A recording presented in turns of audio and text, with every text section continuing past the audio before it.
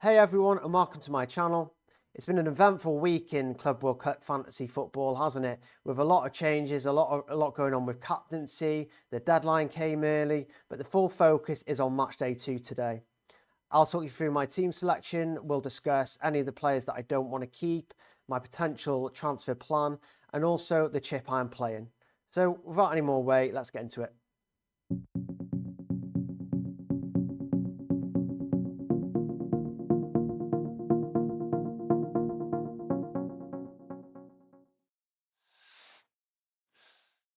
So in goal, I've got Ustari, the hero of matchday 1. He ended up keeping a clean sheet and saving a penalty against Al Ali in the first round, which I was completely shocked by. And I don't think it's ever going to happen again, like ever. We were very lucky with that penalty save and the clean sheet. He plays Porto this week. I do think he's going to concede, but he's only 4 million. I think he's still a great option moving forward, especially knowing you could just take him out if he doesn't return. For me, he stays in. I don't really want to transfer him. I don't see any point in making goalkeeper transfers this week unless you're on a wild card. So back in Ustari up is of course Armani. River Plate failed to keep a clean sheet in the first round of the Club World Cup, and I was slightly surprised at that. I did actually think they'd keep a clean sheet. I did actually think that Ustari would be the one that fails me and Armani makes up for it, but that was far from the case. Obviously, Ustari massively hauled, and Omani was quite poor in general. So again, I'm quite happy owning the two £4 million goalkeepers combined for around 8 million. It's very cheap. It's a low potential position, goalkeepers, so I just don't think you need to spend much there at all. And I would continue to do that moving forward. So for me, both stay for now, and I'm quite happy with my goalkeepers.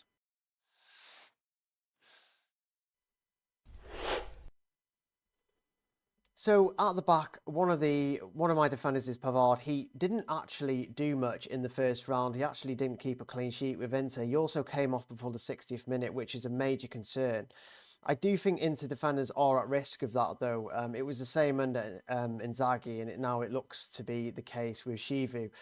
I mean, that isn't kind of me saying I'm going to sell him. I do think that Inter should keep a clean sheet this week. Obviously, they didn't last week, which wasn't ideal, but we have to remember how defensive-minded the new coach is, how good Inter are defensively, and how good they've shown to be defensively historically in competitions like the Champions League. So I think writing them off just because they didn't keep a clean sheet in matchday 1 would be quite foolish. So I'm quite happy with Pavard in a sense. Now I'm hoping he does not only just start the game, but plays past the 60th minute and keeps a clean sheet. He's also still nice and cheap. He's also still eligible for scouting bonus. So I do think he's still a solid option overall.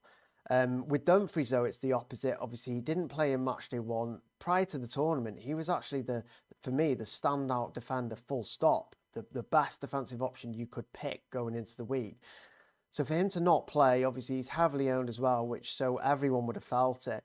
I'm really hoping he's going to be fit for this week. I mean, if not, then he's a definite sell at his price point, you know, over plus like 6.3 million. So you have to be looking to sell him if he's not fit. So definitely monitor news. I mean, I will be posting news about Dumfries, so definitely monitor my X account as well. So keep in touch that way. So the Inter double up is far from ideal, but I do think Inter's chances of keeping a clean sheet this week are quite good against Red Diamonds. In the rest of my defence, I've got Mora, the Porto attacking fullback, and I really do like Mora. I thought he impressed against Palmeiras in the first round. He didn't get an attacking return, but it was 0-0. He kept a clean sheet. You know, he did get forward quite often as well, so I'm quite happy to keep him in. He's like 4.1 million, so I just think with good fixtures now, one of them is against Inter Miami. So I think I definitely just keep him in.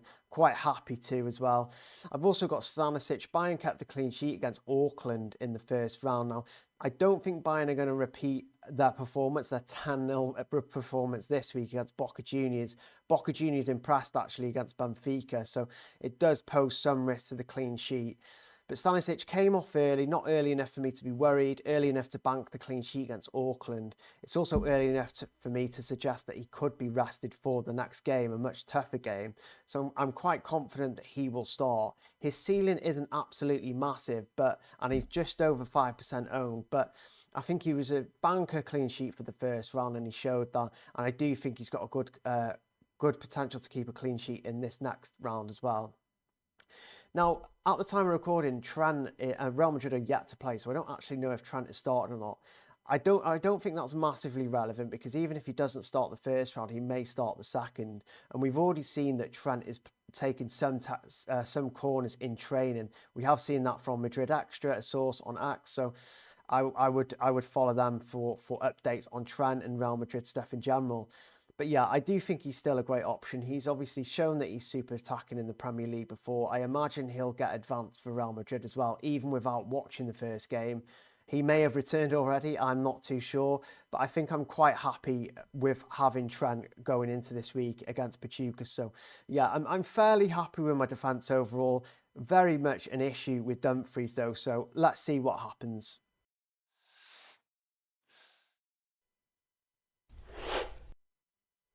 So in midfield, straight away, that you can see that I had Cole Palmer, obviously an essential for me ahead of Matchday 1. Didn't do that well in the first round against LAFC, although Chelsea did win 2-0.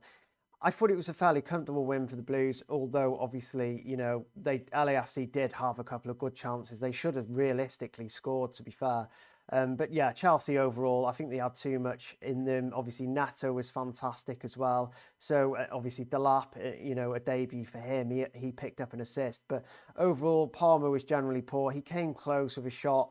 He was fairly creative, but nowhere near as good as what his price tag suggests he was. So, at that price, you kind of can't really put in performances like that. So he could potentially be an issue. He also plays Flamengo this week, who I think are Chelsea's toughest opposition in the group.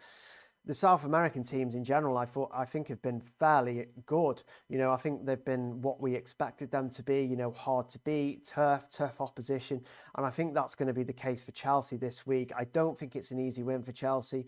Do I think they can score? Yes. Do I think they'll score loads? No. So that makes me think that Palmer isn't as good as an option as he was in the first round.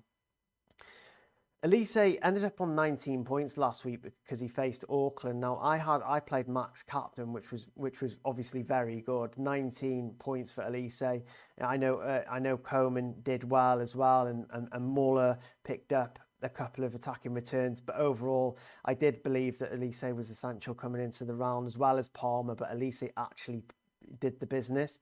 I'm quite happy with Elise this week. I know he faces Boca Juniors, but Boca Juniors were ropey against Benfica.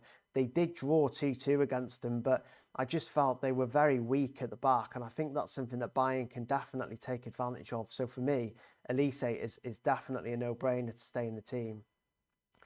I also have Mora. Now, Porto had a tough game in the first round against Palmeiras, but I decided to keep Mora in. I decided to put Mora in. And I'm deciding to keep him this week because he plays Inter Miami. Now, Inter Miami conceded 5 big chances against Al Ahly. And if they do that against Porto, then they're probably going to lose by a few goals. And if they do, I expect Mora to be involved. He impressed when he came on before he was subbed, so I'm very happy. He's also extremely cheap. So for me, I think there's no reason to take him out. I've also got Mastantuono. Mastantuono didn't do much at all in the first round. River Plate did win the game 3-1, didn't they? But Mastantuono just couldn't get amongst the goals. He takes corners, free kicks, penalties, yet he just could not contribute to any of the 3 goals that River Plate scored. I don't think he's a bad option next week, maybe Matchday 3, but this week, against Monterrey, I do think he remains a very good option, and I wouldn't be surprised if he hauled. Ashawa, my final midfield, he actually got injured in the first 40 minutes against Inter Miami, and in that time he ended up creating a big chance and had a shot on target, and he probably would have took the pen that they missed, that Astari saved. So he would have probably been a good option for the first 2 rounds, but he's injured, he's dislocated his shoulder. I think he's going to be out for the entire competition now, so he's a major issue for me, and we'll discuss him a little bit more in my transfer plans.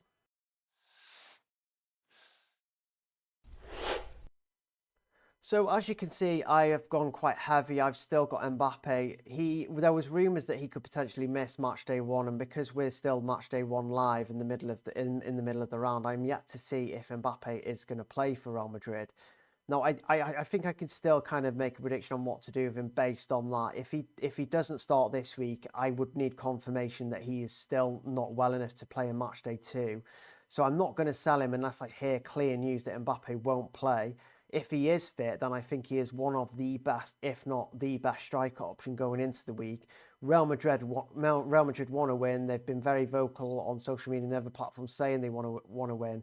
Mbappe has been one of their most effective attackers in all competitions last season with 40 attacking returns. The most effective attacker, actually. So I just think that he is still a very, very, very good option going into the next round.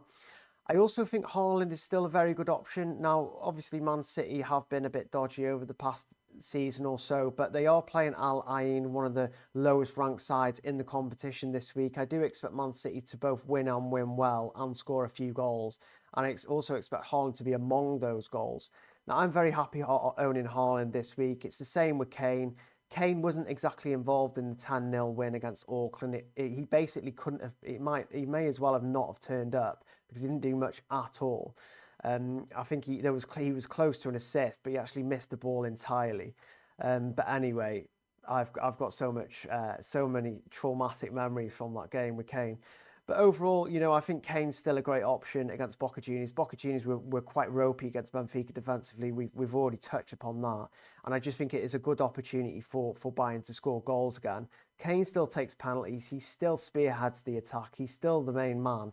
So even though he blanked in match day one, I still think he's going to be still think he is one of the best options going into the next round. So at the moment, that is my front three, and again, I'm fairly happy with that going into the new round.